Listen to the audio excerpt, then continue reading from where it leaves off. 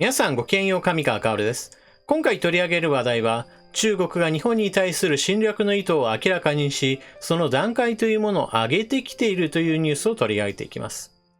この話題というのは尖閣諸島についてです。中国は尖閣諸島は我が国固有の領土であるという主張を行っています。そして、その主張というものを強めるための行動というものは少しずつ段階を上げている状態です。日本国内には中国はそのような意図はないという人たちや、もしくは中国側が侵略の意図があると話をすると、何をそんな陰謀論のようなことを言っているのだという具合にして反論する人たちもいるわけですが、私は陰謀論のような話をしているわけではなく、中国が実際に何をしているかという行動をもってその論拠としています。ですから今回、尖閣諸島において一体何が起こっているのか、そのことについてニュースで中国の動きを追っていきましょう。それでは関連ニュースをどうぞ。中国、ネット上に尖閣の博物館開設。領有権主張を強める狙いか。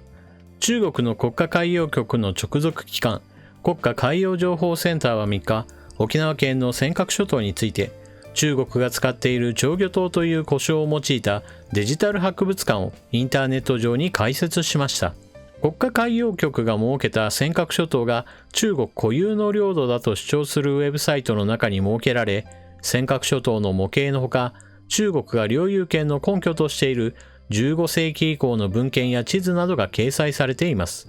今後、中国語だけでなく、日本語や英語、フランス語など、複数の言語で閲覧できるようにするということで、中国政府としては、尖閣諸島の周辺海域での公船の活動などに加え、インターネット上でも情報発信を行い、領有権の主張を強める狙いがあるとみられます。中国が開設したというデジタル博物館について少し内容が書かれている記事が他にあったので、こちらも紹介しておきます。レコードチャイナより。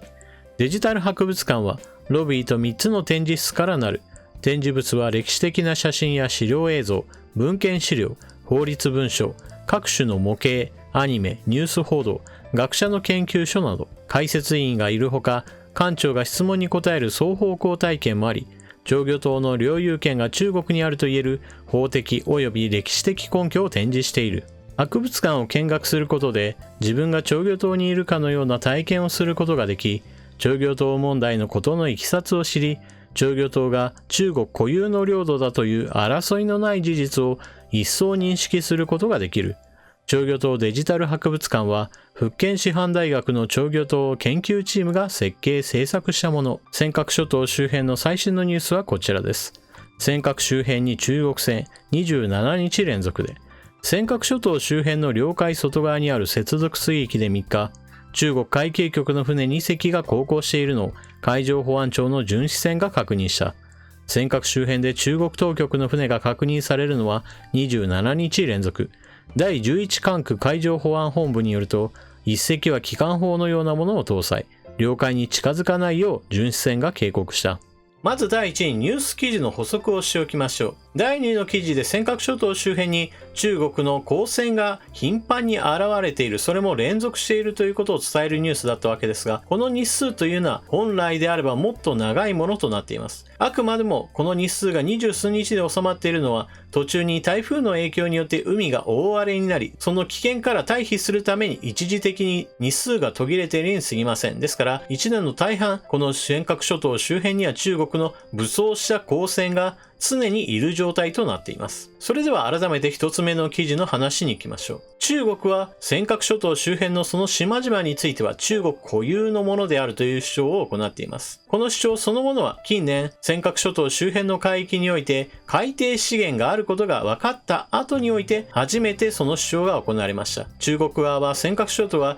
随分昔から我々のものだったという主張をしているわけですが、そもそも彼らの言うその昔というその時期からすでに日本は尖閣諸島を日本領として宣言し、その行政管区の中に組み込み、そして実際に日本人が住んでいた時期もありました。ですから彼らの主張というのはいかにもデタラメなものですが、しかしデタラメなことを真顔で言えるのが中国という国家なのです。だからこそ危険であると言えます。そして動画の冒頭で私がこれは中国が侵略の意図を持っていることを明らかにしている行動だと言いましたが、これは何も陰謀論ではありません。中国側は実際に国家としてここは我々のものだと言い、そしてその周辺海域に中国共産党の息のかかった武装船というものが常にいるような状態なのです。この事実をもって考えれば、これが陰謀論ではなく実際に目の前にある危機だということがお分かりでしょう。しかし日本国内においては実際こういった危機があるにもかかわらず、実際にはこれを認めない人たちがいます。先日私は日本学術会議の話をしました。その学術会議には多くの科学者や学者などが名を連ねているわけですが、この日本学術会議は日本を守るためのいわゆる軍事研究については参加しない、そして否定的な声明というものを出して、日本の学者らにこれらの研究などに携わらないようにと圧力をかけている団体です。なぜそのようなことをしているかといえば、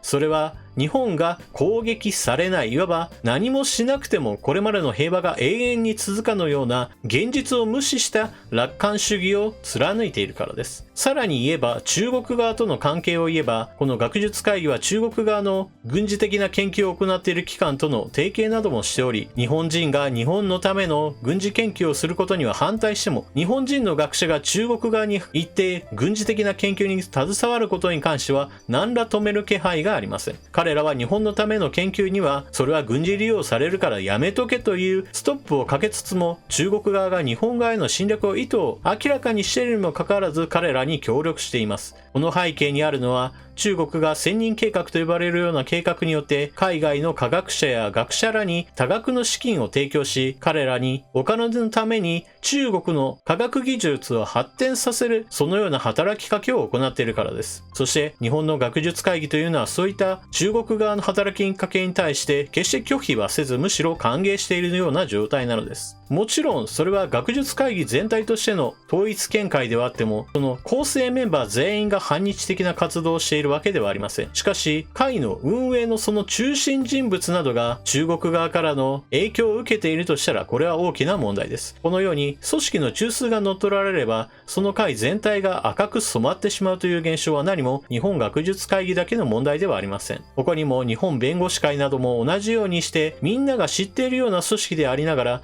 同時にその運営の中枢においては非常に他国の影響を受けているということが日本の大きな問題となっています。今回取り上げたように尖閣諸島に関しては中国は明確な侵略の意図を明らかにしています。このような明確な危機に対してはしっかりと行動すべきというのが私の考え方です。尖閣諸島に速やかに自衛隊を置くなり、海上保安庁を置くなり、もしくは民間人を置くなり、米軍との共同基地を作るなり、どのような方策であっても良いから日本の施設や人を配置するということが私は絶対に必要だと考えています。日本国内にはそのような活動をすると中国が強い反発を抱き、それによって日本に何か制裁的なものをするのではないかといったことを理由として日本側にそのような行動をするなと声を上げる人たちがいます。しかし私は彼らがそうするのであれば我々はそれに受けて答えるしかないと思っています。そもそも日本の領土を守るということは相手側にとって都合が悪いという話なのですから、衝突は避けられないという前提に立った上でど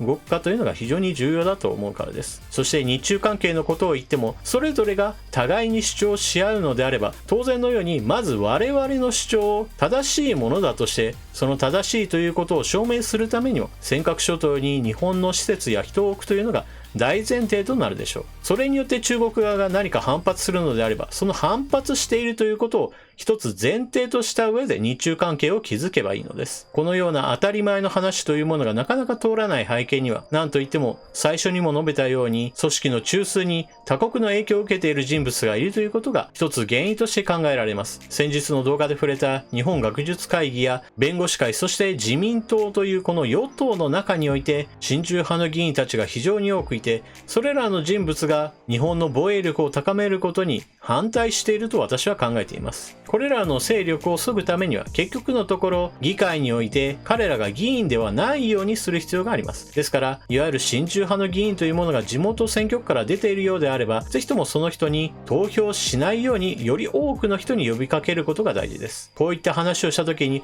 まず自分自身の一票を投じないということも大事なのですが、いかに周りの人に投票させないかといったことも非常に重要なのです。日本国内においてはいわばは左派の人たちは連携して反政府運動を展開し、それによって大きな声を作り出しているかのように見せかけることが非常にうまいです。一方でこうした親中派を取り除こうとした時の人々の動きというものが、私はこの人に投票しないといった形で自分自身の行動だけで終わることが多く、そこから多くの人々へと影響を与えるそういった行動というものが足りないと考えられています。繰り返しますが、中国が日本への侵略の意図を明らかにしているのは事実によって積み重ねられた情報で間違いありません。決してこれは陰謀論ではありません。ですから皆さんもぜひとも周りの人、もしくはインターネット上でその関連している人たちというものに向けてぜひとも声を上げて、より多くの賛同者を得て親中派の議員たちに対する落選運動などを展開してはどうでしょうか。皆さんは今回のニュースを控えてどのようなことを考えたでしょうか。ぜひともコメントしていってください。それでは動画を最後までご視聴いただきありがとうございました。チャンネル登録していない方はぜひともチャンネル登録を、そして動画を見終わったら評価ボタンのクリックもよろしくお願いします。それでは次の動画でまたお目にかかりましょう。またね。